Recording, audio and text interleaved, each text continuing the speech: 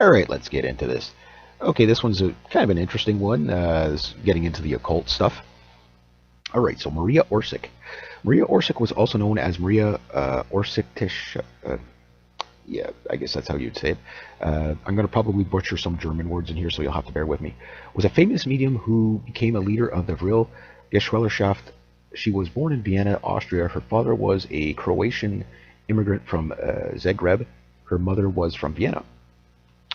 Maria soon followed the German nationalist movement, which was active at this time. The main goal of the movement was to annex Austria from with the German Reich. In a year 1919, Maria moved to München to her boyfriend, which became later fiance. It is unknown whether they married or not because they both disappeared in 1945. In Munich, Maria was in contact with the Thule Gesellschaft, and soon she created her own circle together with Tarrant A. from Munich and several other friends. The let's see if what was the Altdeutsche Gesellschaft für Metaphysik, probably official name Vril Gesellschaft. Gesellschaft. Okay. All of them were young ladies. Among them were things they were against was a rising fashion of short hairstyles for women. Both Maria and Tarrant were beautiful ladies which had very long hair. Maria was a blonde, Tarrant was brown-haired. They had long horsetails, very uncommon style for at the time. This became distinctive characteristics in all the women who integrated in Burrell, which was maintained till 1945. They believed that the long hair acted as a cosmic antenna to receive communications from beyond. In public, however, they hardly ever exhibited hair in horsetail style for identification. Real members, so-called Vrilian, wore a disc which represented the two mediums, Orsic and Sergerin. We'll scroll down here a bit. Okay. In December of 1919, excuse me, a group from the Thule, Vril of the DHVSS, Men of the Black Stone, rented a small forester's lodge in the vicinity of Brechenskreiden, Germany. Hopefully I said that right. Where they met, accompanied by Maria Orsic and other mediums, who is only known as Sergen. Maria claimed to have received mediumistically transmissions in the secret German Templar script, language unknown to her, containing technical data for the construction of a flying machine. Real documents mentions these telepathic messages had their origins in Aldebaran, a solar system 86 light years away in the constellation Taurus. Let's go scroll down a little bit more. She had two piles of papers, one with the Templar script, the other legible writings, Maria's script, and the second pile would be written in the ancient Eastern language. Therefore, she could be aided in the Pan-Babylinus, a circle close to the Thule Society, which was inspired by Hugo Regler, Peter Jessen. It's funny I worked for a guy named Peter Jessen, Frederick Teltschwitz, and others. Just going to scroll down. It turned out that apparently this mysterious language was actually ancient Sumerian text. Ancient Sumerian text comes up a lot in this down the rabbit hole stuff. And hence the language was ancient Babylonian culture founders. Sergen from the Vril Gesellschaft helped translate the language and decipher the strange metal images of the circular flying machine. The concept of the other sciences, or the alternative sciences, matured in the same time following the years. Because of the financing difficulties, it took 3 years until the flying machine project started to take shape. By 1922, parts from for the machine began to arrive independently from various industrial sources, paid in full by Thule and Vril. In late November 1924, she visited Rudolf Hess in his apartment in Munich. Together, Rudolf von Severenderoff, that's a name and a half, Severenderoff, the founder of the Thule Gesellschaft. Severenderoff wanted to contact Dietrich Eckart, who had deceased 1 year before. Eckart had translated Eisben's play into German and had published it in the magazine Auf Gut Deutsch. He had also been a member of the Thule Gesellschaft to establish contact with Eckart.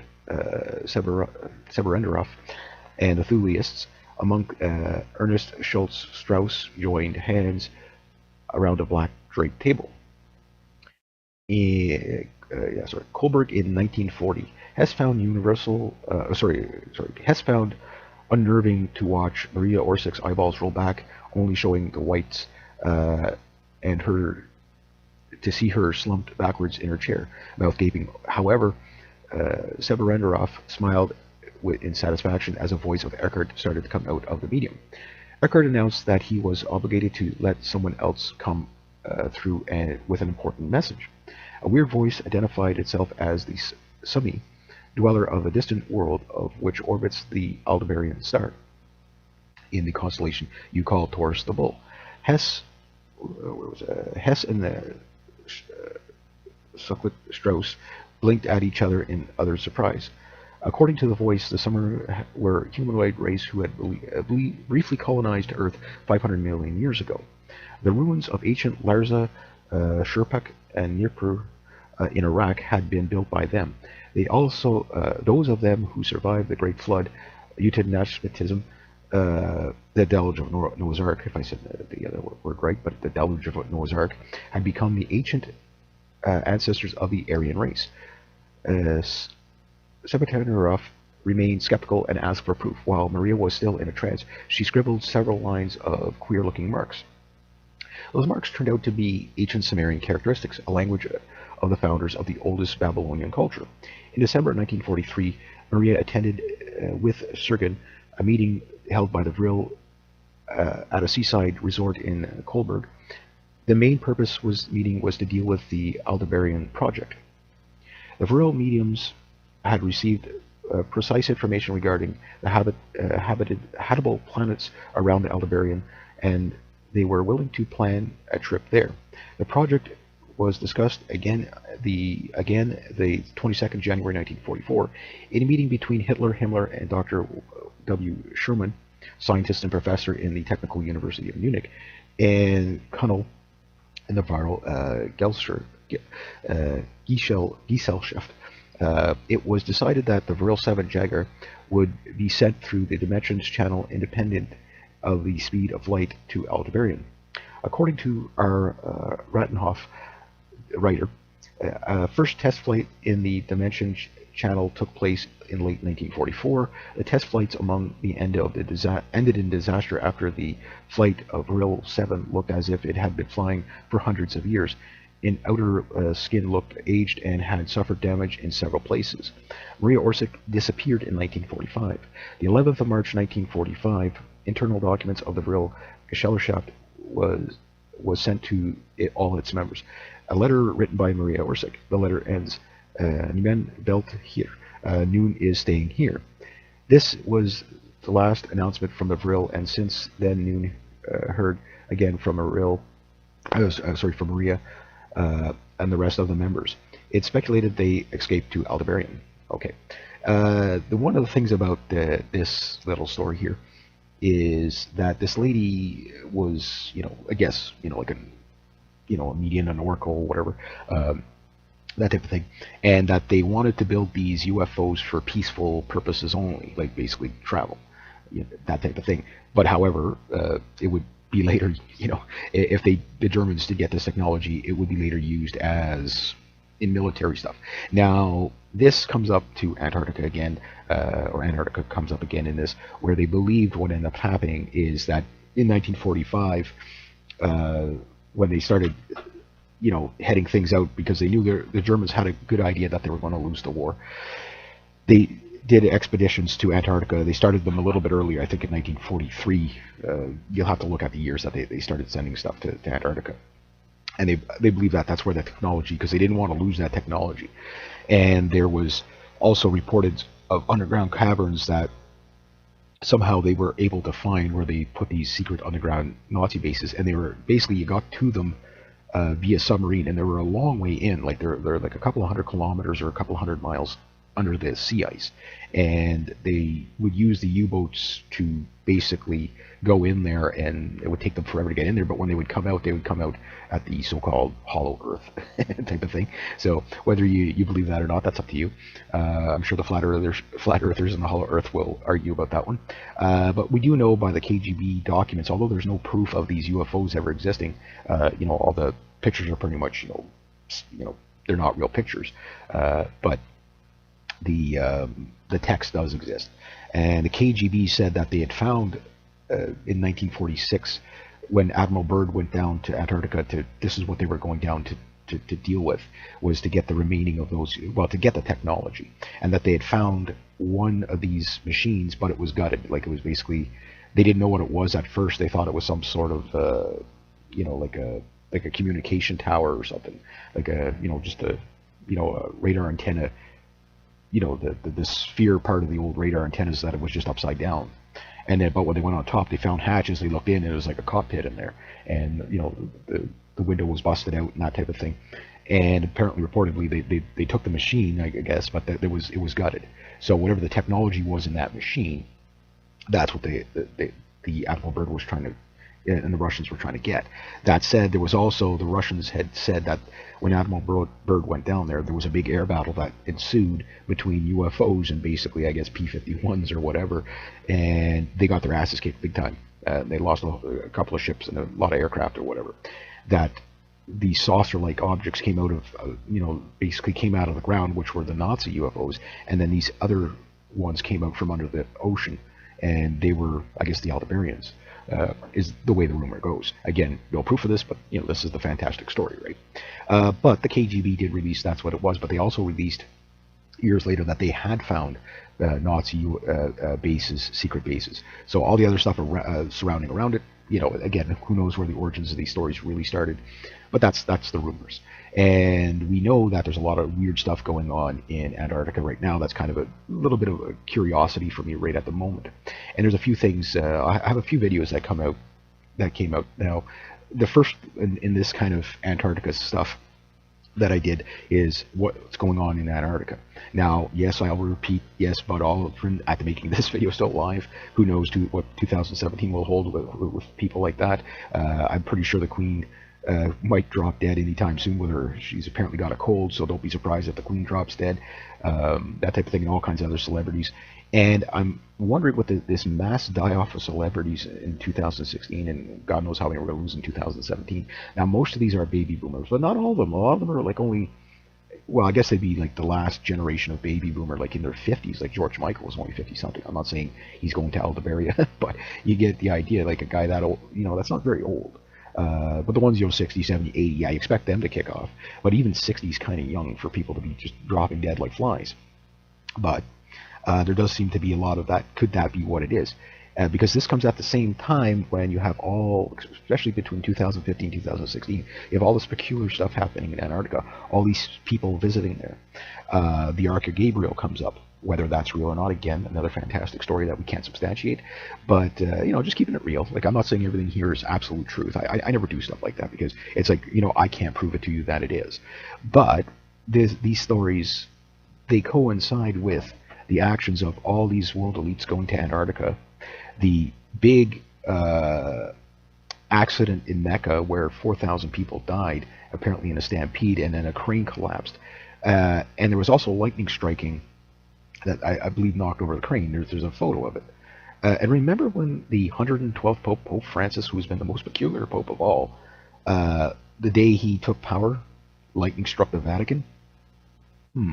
And I believe, don't quote me on this one might be a rumor, but at this point it's all hearsay, but when the Patriarch from Russia met with the Pope, apparently the Pope gave him some sort of ancient text from the Vatican, and this is an old man, he beelines it to either New Zealand or Australia, and then beelines it to Antarctica.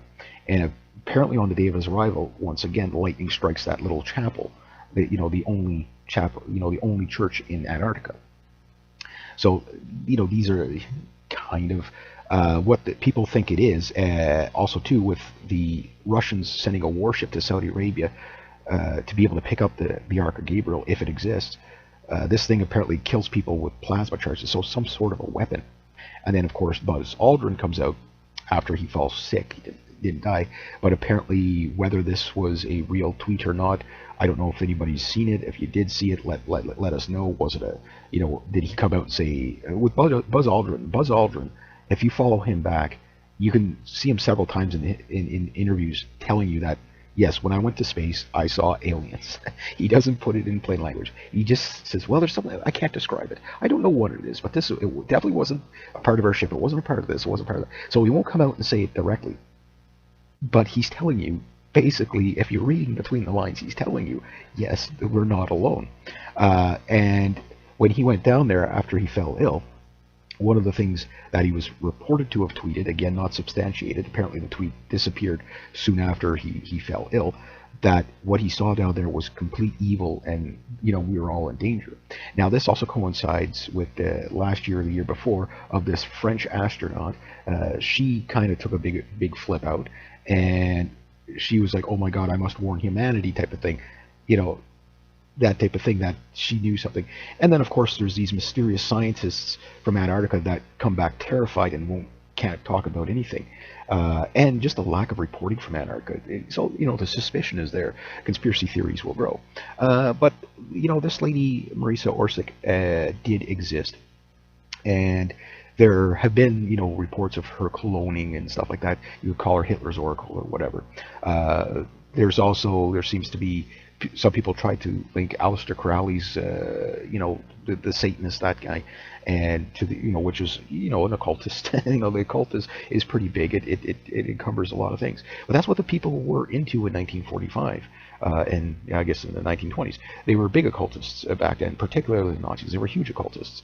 So you can only imagine what our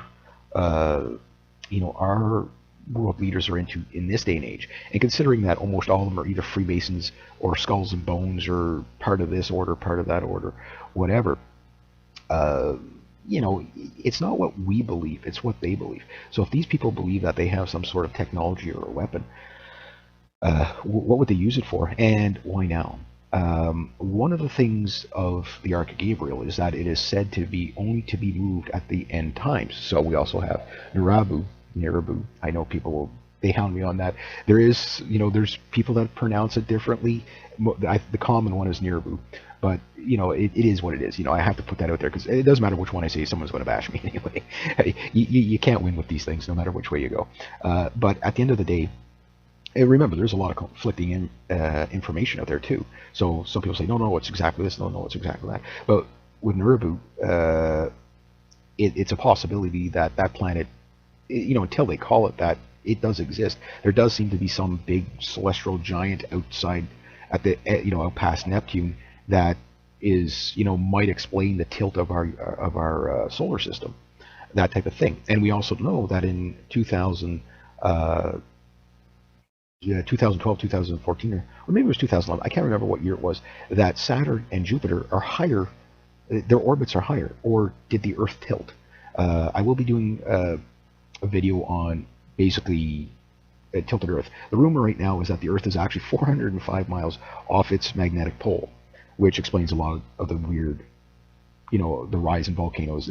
And Earth tilt is nothing new. I mean, the Earth is always tilting. It's always, changing its axis. It wobbles. And right now, apparently, we went through basically a pole shift, and still going through a pole shift. Some of the pole shifts would take thousands and thousands of millions of years. It depends on at what time in history you look at it. So that said, that's why we're probably seeing the strange weather patterns, is that the Earth is tilting, and we're not, nobody's really telling us.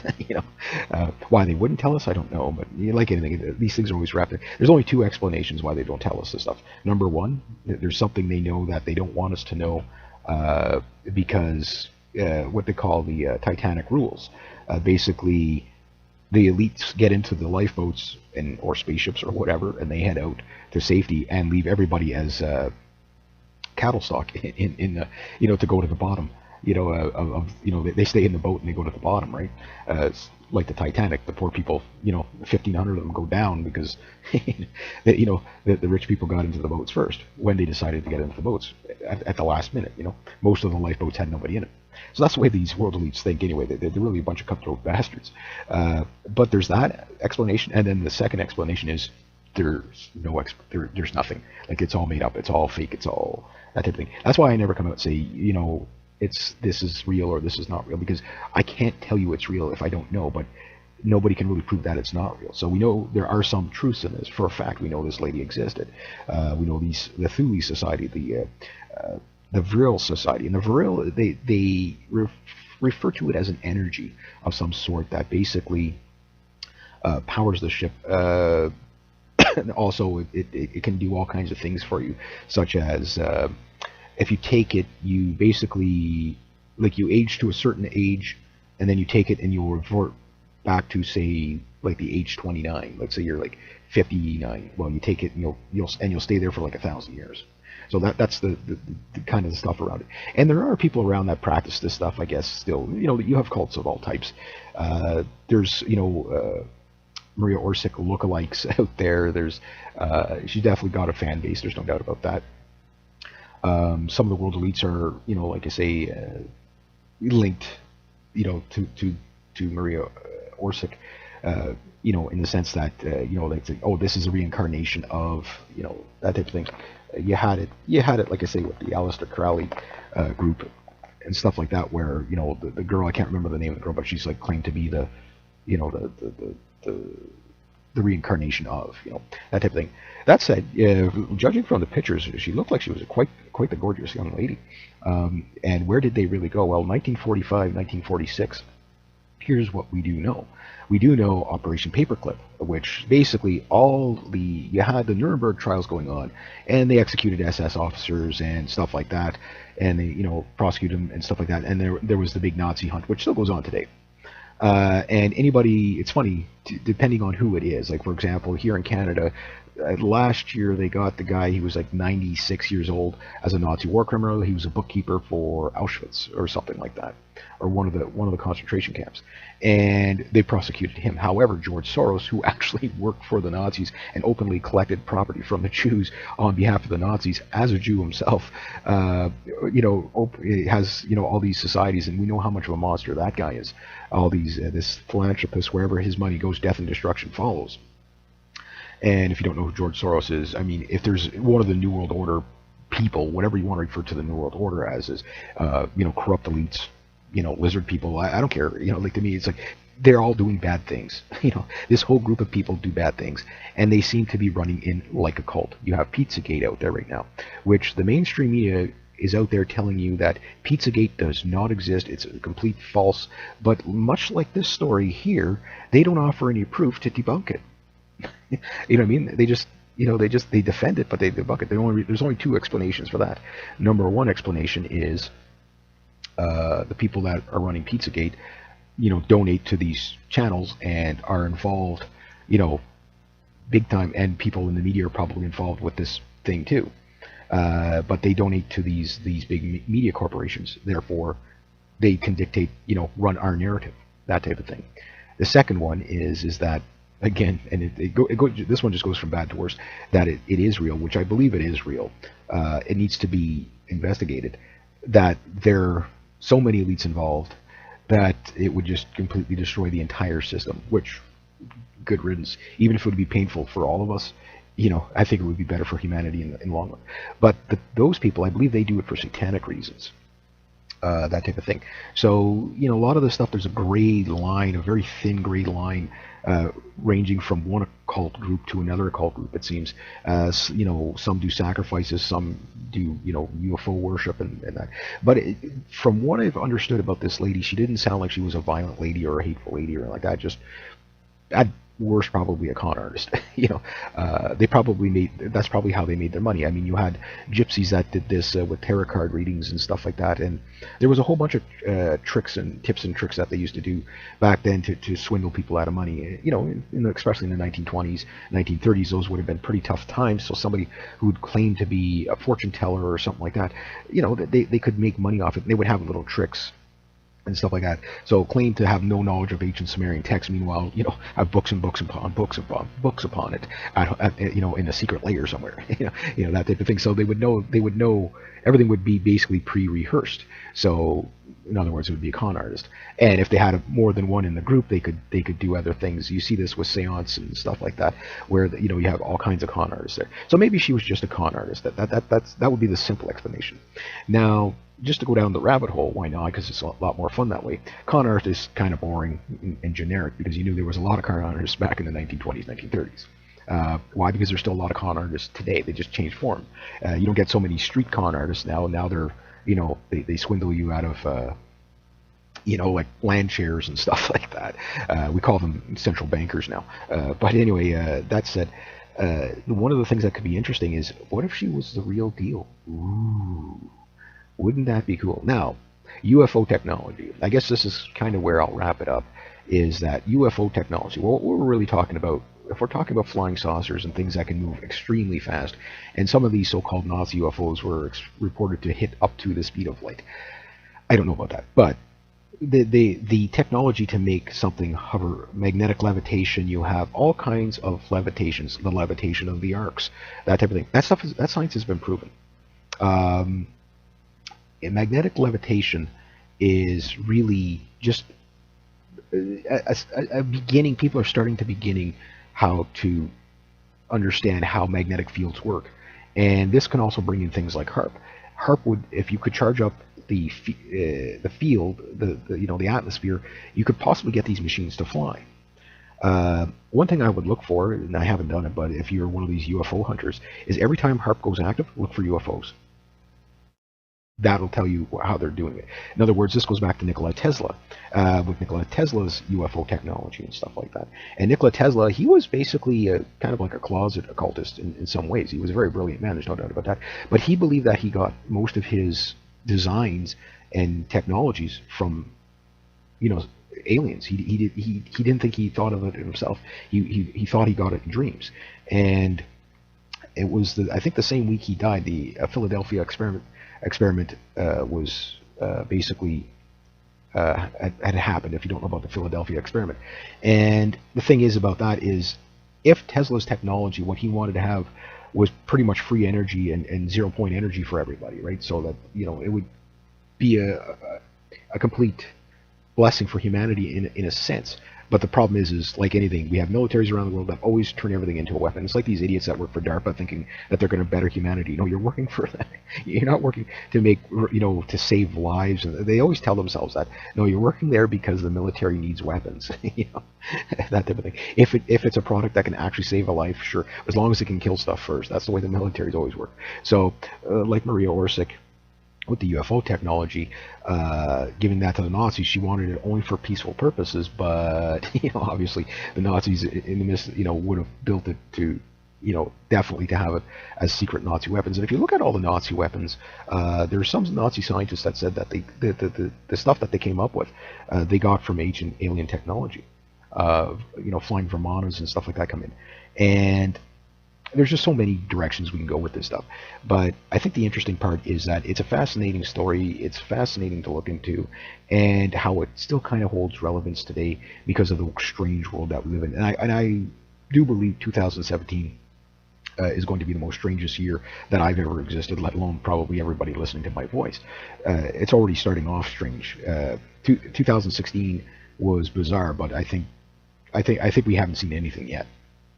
And there are rumors that they did find something in Antarctica, particularly those pyramids down there. Some people say, no, it's just the way the weather blew them up and stuff like that. I don't know. I really don't know. I mean, if they're as old as they are, yeah, they're going to be weather beat. Most pyramids don't look great if they first find them. They're all dilapidated a bit. They're still standing there, but they usually need some sort of restoring.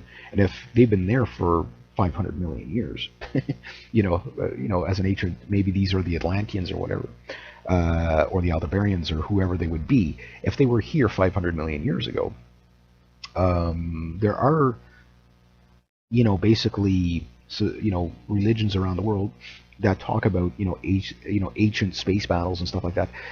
Particularly the Hindus, they have basically, a huge, all these flying Vimanas and stuff like that, like a big battle took place.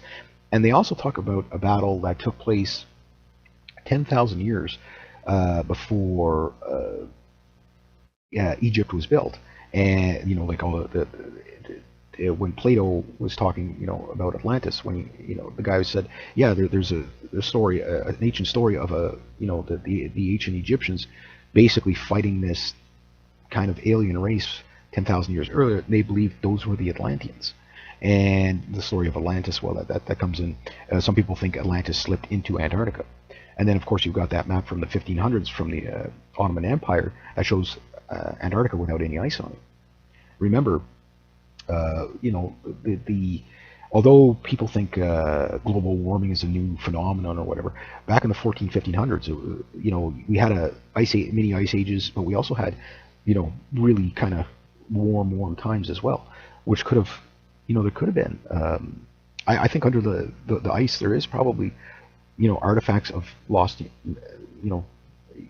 origins of man. We don't know the whole story. And then if you look at the Bible more of again, I'm not what you would call a religious person, but some of the stories in the Bible, or Bibles, they tend to make it more sound like a history book than anything. Now, if you take the divinity out of it, like say that it was all divine, whatever, okay, fine. Then read it as, okay, did this happen at this place in time? And we keep, time after time, things start popping up. For example, I like to use the city of Pompeii, which was considered a fable tale until they discovered the city of Pompeii. In ancient Iraq, they do find a lot of ruins there. Now, mind you, with all the wars going on in the Middle East, so much evidence of our history and past gets destroyed because, you got groups like ISIS that will bust everything and stuff like that. So God knows how much of this stuff has already been destroyed, But from time to time, people do find this stuff. They do believe they found, ancient Babylon and stuff like that. But it's there's stuff there that doesn't, can't be described any other way than it would only exist if it coincided with the Bible. So that type of thing. I'm not saying everything in the Bible is real. I'm just saying it's something to look at. So very interesting. So UFO technology, I think, is it's a matter of science more than anything, because you can magnetic levitation and that type of thing. I saw a really interesting and simple UFO made by I think he's called a Scottish scientist or whatever. He takes a glass, and at the bottom of the glass he takes 2 pennies and tapes them to the bottom of the glass. Then in the glass he puts his cell phone. Then after that he wraps the glass in basically tinfoil, all around the glass with the cell phone in there. And then what he does is he takes, 5, 6 AA batteries and puts them all around the bottom of the glass with the positive side up. And then what he does is he tapes those to the glass. And then after that he takes a strand of tinfoil, kind of rolls it into like a rope type of thing, and uses that to go around the glass to connect all the tops of the batteries, all the positive. Then what he does is he goes in and he calls the cell phone. And he has this thing on a rock, and next thing you know, it starts levitating because it creates like a microwave kind of technology. And I don't know, if it's a hoax, it's pretty damn good. But it's something that it'd be a simple enough experiment to try for somebody that you could prove to see if it does work. So, and then of course there's these gases out there that they believe, it's a different element of water. What's it called?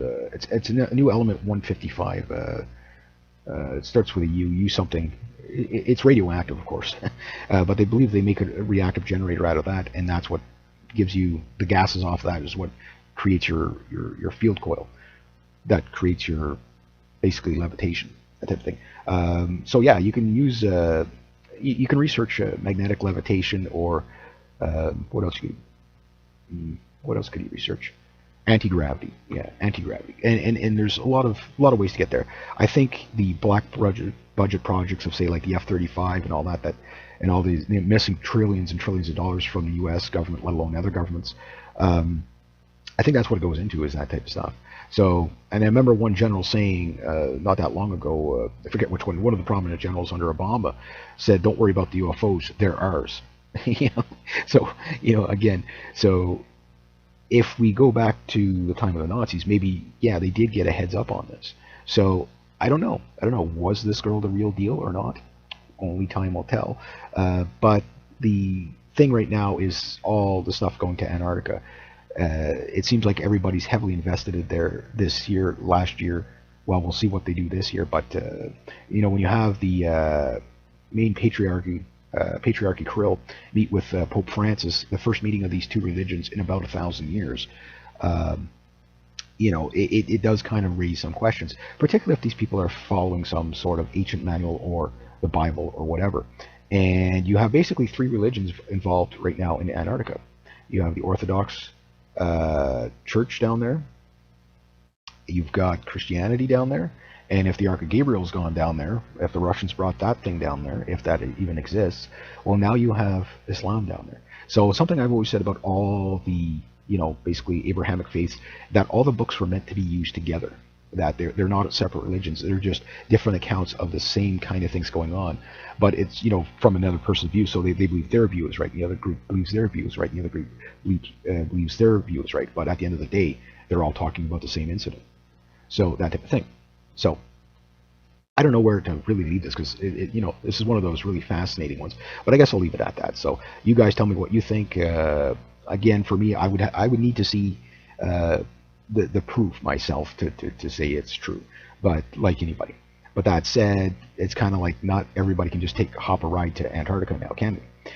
But I mean, if they did find ancient technologies, and if those are real pyramids down there, one reported to be 200 times larger than the pyramids of Giza, considering the size of that thing, the largest pyramid there, that's pretty good. And one last little note, the Inca and the ancient Mayans and all them, they said they didn't build those pyramids. They said they were there when they got there. So that's the thing. It's like, who built these machines? What are they? And why are they all over the planet? And why do they kind of all show up around the same time? And of course, there's that crystal pyramid under, in the Bermuda Triangle of all places, around the Azores. Yeah, the Azores are part of the Bermuda Triangle, I think. Bermuda Triangle is pretty big, but anyway, around there, and it's an underground crystal pyramid, and it's like, okay, how did that thing get there? And like I've always been saying, there's probably more to the human story than we imagine, because remember, coastlines change. And there's probably more of our history buried under the ocean than anywhere else in the world. Because I think we've probably been here a lot longer than people think. That, I think, is becoming apparent. We don't know what the origins of modern human beings are. The out of Africa theory, I think, is completely blown out of the water. I think it just disproves itself. I think we were already where people were already where they were. The extraterrestrial thing, I don't know about that one yet, but I don't know. Again, only time will tell. So anyway, I'll leave it at that. So if you like this kind of content, please consider making a donation to the channel. Links down below. Thank you so much to everybody who has. Next to that, rate, subscribe, share, comment, like. Be true to yourself. Be true to others. Always do the right thing. And have yourselves a great day.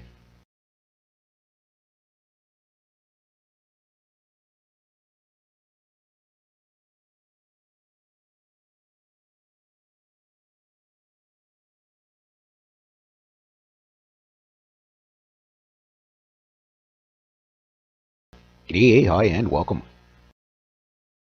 All right, let's get into this. Okay, this one's kind of an interesting one. It's getting into the occult stuff. All right, so Maria Orsic. Maria Orsic was also known as Maria Orsic.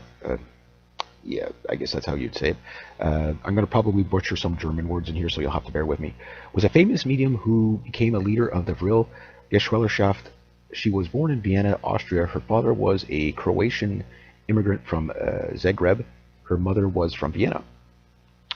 Maria soon followed the German nationalist movement, which was active at this time. The main goal of the movement was to annex Austria from with the German Reich. In a year 1919, Maria moved to München to her boyfriend, which became later fiancé. It is unknown whether they married or not, because they both disappeared in 1945. In Munich, Maria was in contact with the Thule Gesellschaft, and soon she created her own circle together with Tarrant A. from Munich and several other friends. The Let's see if I can hold this. The Altdeutsch Gesellschaft für Metaphysik, probably official name Vril Gesellschaft. Gesellschaft. Okay. All of them were young ladies. Among them were things they were against was a rising fashion of short hairstyles for women. Both Maria and Tarrant were beautiful ladies which had very long hair. Maria was a blonde, Tarrant was brown-haired. They had long horsetails, very uncommon style for at the time. This became distinctive characteristics in all the women who integrated in Vril, which was maintained till 1945. They believed that the long hair acted as a cosmic antenna to receive communications from beyond. In public, however, they hardly ever exhibited hair in horsetail style for identification. Vril members, so-called Vrilianen, wore a disc which represented the two mediums, Orsic and Sergerin. We'll scroll down here a bit. Okay. In December of 1919, excuse me, a group from the Thule, Vril of the DHVSS, Men of the Black Stone, rented a small forester's lodge in the vicinity of Brechtsgraden, Germany. Hopefully I said that right. Where they met, accompanied by Maria Orsic and other mediums, who is only known as Sergen. Maria claimed to have received mediumistically transmissions in the secret German Templar script, language unknown to her, containing technical data for the construction of a flying machine. Vril documents mentions these telepathic messages had their origins in Aldebaran, a solar system 86 light years away in the constellation Taurus. Let's go scroll down a little bit more. She had two piles of papers, one with the Templar script, the other legible writings, Maria script, and the second pile would be written in the ancient Eastern language. Therefore, she could be aided in the Pan-Babylinus, a circle close to the Thule Society, which was inspired by Hugo Rickler, Peter Jessen. It's funny I work for a guy named Peter Jessen, Frederick Teltschwitz, and others. Let's go scroll down. It turned out that apparently this mysterious language was actually ancient Sumerian text. Ancient Sumerian text comes up a lot in this down the rabbit hole stuff. And hence the language was ancient Babylonian culture founders. Sergen from the Vril Gesellschaft helped translate the language and decipher the strange metal images of the circular flying machine. The concept of the other sciences, or the alternative sciences, matured in the same time following the years. Because of the financing difficulties, it took 3 years until the flying machine project started to take shape. By 1922, parts from the for the machine began to arrive independently from various industrial sources, paid in full by Thule and Vril. In late November 1924, she visited Rudolf Hess in his apartment in Munich. Together, Rudolf von Severenderhoff, that's a name and a half, Severenderhoff, the founder of the Thule Gesellschaft. Severenderhoff wanted to contact Dietrich Eckart, who had deceased 1 year before. Eckart had translated Eisben's play into German and had published it in the magazine Aufgabe Deutsch. He had also been a member of the Thule Gesellschaft to establish contact with Eckart, Severenderhoff, and the Thuleists.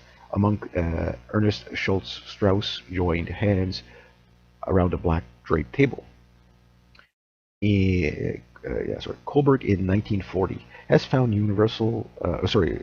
Hess found unnerving to watch Maria Orsic's eyeballs roll back, only showing the whites, and